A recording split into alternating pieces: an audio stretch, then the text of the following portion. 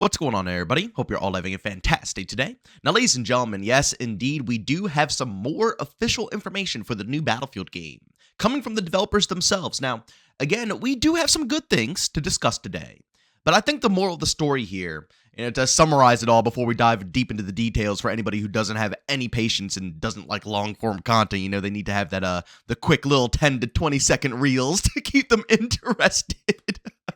The moral of the story is DICE needs to stop talking and start diving more into proof. I get it. The talk is good. It's fun. But at the end of the day, the only thing that's really going to carry this franchise is when the fans, the community, can actually get hands-on and see what the heck is really going on. But ladies and gentlemen, before we go and dive deep, if you are interested in more content just like this, don't forget subscribing and hit that bell. We post daily here at 8 in the morning Eastern time, mostly Call of Duty, but of course you guys know I've always been a Battlefield channel as well over on here. So if you guys are interested in the new upcoming Battlefield game, I will be covering it. So by all means, like I said, subscribe and hit that bell. And if you guys are interested in any of my live streams, I do stream Monday through Saturday over on Twitch, starting between 12 to 1 p.m. Eastern time. And this Saturday, we're actually doing a quote-unquote new OG God stream, which is going to be consisted of Modern Warfare 2019 up to Modern Warfare 3 2023. And everything in between. So if you guys want to see how those games are holding up current date, if they're, good, bad, casual, if cheaters are actually running rampant, I don't know what's going to happen. But if you guys are interested, you guys find a link to my Twitch channel down in the description of this video. All right, ladies and gentlemen, I want to go ahead and showcase to you guys a little something before we dive deep into the real topic of today's video. As you can see right here from Battlefield Bulletin, as part of its third quarter earnings release, EA confirmed the new Battlefield game is scheduled to be released before April 2026. Now, I want to ask you guys real quick, do you guys think that they're actually going to push past the 2025 holiday season into 2026? Don't forget, GTA 6 is right around the corner as well. Now, I'm wondering how they're going to handle this. Are they going to postpone GTA 6 or are they not? But seeing that they're saying before April 2026 makes me think that they are debating on, watching how GTA 6 is going to move. And if it drops, during the holiday season, they might push it back. And if it doesn't drop, in 2025, they could just go ahead and drop it right away during the holiday season.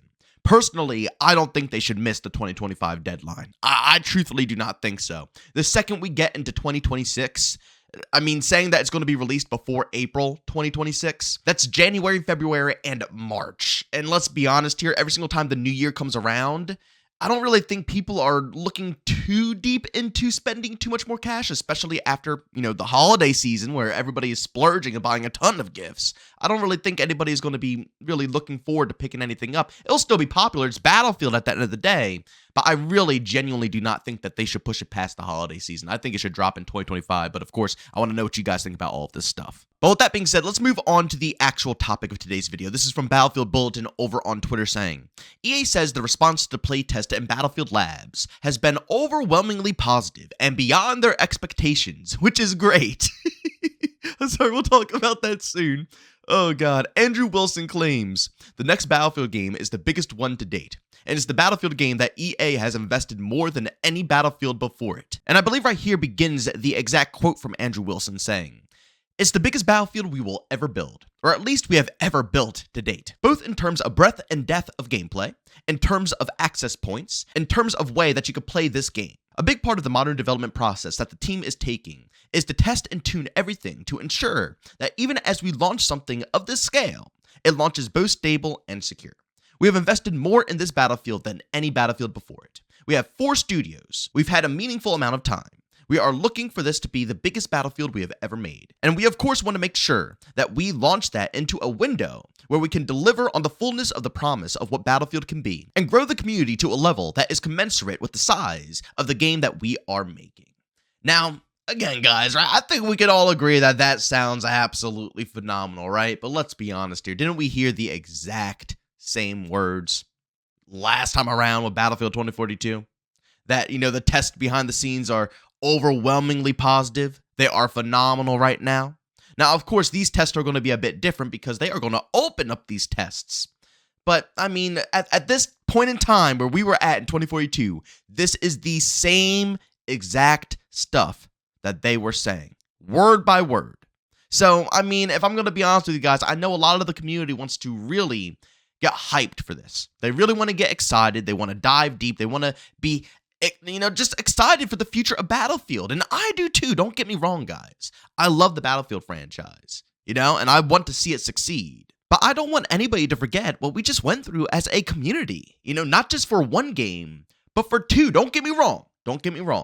Battlefield 5 turned out to be a much better experience by the end of its life cycle. And honestly, I'm kind of salty that they cut it off to, rush out Battlefield 2042 out of all games. Because Battlefield 5 would have been pretty dang cool to mess around with if they expanded more with the Pacific update and added more content into it. And we really dove deep into World War II. It could have been really kick-ass. And again, they fixed all the problems they did in the beginning of the game. But regardless, Battlefield 5 was a very rough process until the end of the game. It was close to a nightmare for a lot of players. And Battlefield 2042 was no different. How many years is that, ladies and gentlemen? Again, Battlefield doesn't drop yearly. So we've been really putting up with this for ages. As much as I want to believe that these developers have improved, because I think they have, Battlefield 2042, by the end of its life cycle, although not a good Battlefield game in my personal opinion at all, still the worst Battlefield game of the whole group, was changed drastically. And the developers did a pretty dang good job with fixing up the game. They changed around the maps, once again, changed up the class system so it actually worked properly instead of being around specialist, even though it wasn't completely resolved. We still didn't have a server browser, which really sucked, but, they did what they could do with the foundation that they already had. There's certain things that just can't be changed, right? Like, you can't cut all the specialists out of the game because they're hired. They're probably on a contract, the voice actors. So you can't just, take them out of the game, so on and so forth. There's a lot of things that were just fundamentally built into the game that they just had to kind of work with. And I think they worked with it properly. Not enough, obviously, to make it a good Battlefield game, but that could never happen because of the foundation it already had. But they proved that they had, a good concept of what we want as a community. But until that is laid out to us, until we actually see this and play this, and we can agree that it is a good foundation, truthfully, I don't think any of us should be falling for words. But with that being said, let's hop into the final topic I have for you guys, because I think that right there is going to intertwine perfectly with this final discussion, and that is a post I saw from Fox Dame over on the Battlefield Reddit page saying, if you get into Battlefield Labs playtests, then remember to send feedback. Don't sign up just to play it early. We need to make our voices heard. With Labs Battlefield 2025 could be one of the best Battlefield games in a long time. Well, that is if devs actually listen to our feedback. But I completely agree here, guys. I know everybody's been signing up for the Battlefield Labs, and it's crazy because I see people with hundreds of thousands, if not millions, trying to log into the website, trying to get access. And I know it's exciting, but I think a lot of people are signing up for this with the wrong intentions, with the intentions of just playing the new Battlefield game. I'm sorry, but that's not what this is for. That, even in the beta, that's not what it's for. But I would say if that's your mindset, wait until the beta. Don't bother with the playtest. This right here is for criticism. The people who are going to be introduced into this playtest will have to be giving feedback on the game itself, not just trying to give it a shot and then, leaving it in the dust and moving on to the next game. You have to leave feedback. If you are planning on wanting to play in the playtests, please, this is our moment to shine. We are finally getting a more open environment where a lot more people in the community can actually get access to something of this to help the developers build instead of it being closed like it was in Battlefield 2042. And we saw how that game turned out. Like the person in this post said, if the developers actually listen, because if they don't listen, then it's pointless. It doesn't matter. But if they are willing to listen, this is our time to shine. We have to take advantage of this and run with it. Because if not, we're going to be stuck with another rough Battlefield experience for a handful of years. And I don't think that's what anybody wants, especially when we're finally going to, a time period that I think everybody's been craving out of Battlefield. Just simply modern day. People have been begging for this for ages. We had to go from World War I to World War II to, near futuristic. Or I would even argue pretty futuristic. Nothing wrong with Battlefield 1. I loved Battlefield 1. But, having World War II come right after Battlefield 1, in my opinion, was a massive mistake. And then still not dabbling in modern day was even rougher with 2042.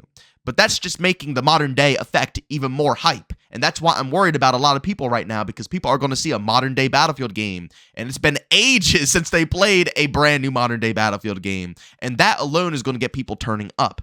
But like I said earlier, patience is key. And if you're planning on hopping in the playtest, please leave feedback. We need this moment right now. And like I said, especially when we're finally getting modern day back, we want this game to be good. We're going to be having it for the next, like I said, few to handful of years. Let's make it a great one. But ladies and gentlemen, as always, if you enjoyed today's video, leave a like. If you hate it, leave a dislike. Don't forget to subscribe and hit that bell. I post daily here at 8 and Eastern time. And of course, if you guys are interested in my live streams, I do stream Monday through Saturday over on Twitch, starting between 12 to 1 p.m. Eastern time. Of course, if you guys are interested, you can find a link to that channel down in the description of this video. But as always, thanks for tuning in, and I'll see you on the next one. Peace out.